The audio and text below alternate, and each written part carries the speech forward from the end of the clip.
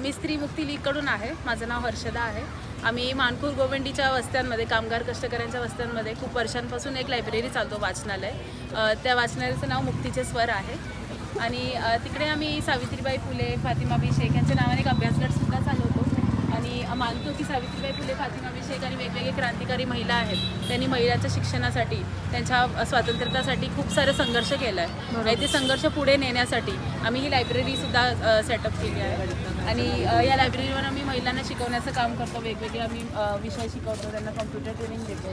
आणि आम्ही इथे स्टडी सर्कल ठेवतो, मूव्ही फिल्म्स ठेवतो. आणि आज महिलांवर जे अत्याचार होत आहेत, बलात्कारापासून सगळ्या गोष्टी घडतात, त्याच्यामध्ये ह्याच्यासाठी एक महिला येऊन बोलतील, ह्याच्याबद्दल बसून आपल्या जीवनामध्ये काय गोष्टी चालतात त्याच्याबद्दल बसून बोलतील, चांगलं साहित्य वाचतील, चांगल्या गोष्टी शिकतील, देशदुनियाबद्दल जाणून घेतील.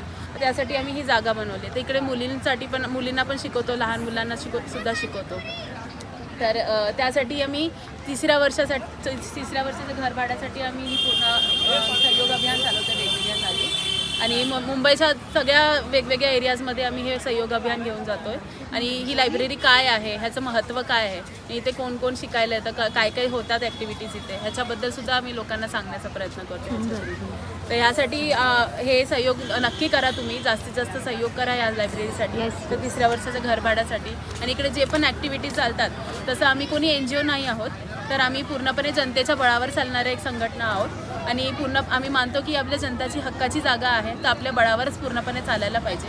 त्यासाठी आम्ही कोणत्या धन्नासेठाकडून, कोणत्या नेता पार्टीकडून एक रुपयासुद्धा फंडिंग घेत नाही. पूर्णपणे आपल्या सामान्य जनतेच्या बळावर चालणारी ही लायब्ररी आहे. छान छान. तर म्हणून तुम्ही नक्की सहयोग करा यासाठी. आणि लायब्ररीवर या, तुमचा वेळेचा सहयोगसुद्धा करा, व्हॉलेंटिअरसुद्धा करा. तिकडे महिलांना शिकवण्यासाठी या, लहान मुलांना शिकवण्यासाठी या. तिकडे स्टडी सर्कल्स, वेगवेगळ्या गोष्टींमध्ये राहा सुद्धा.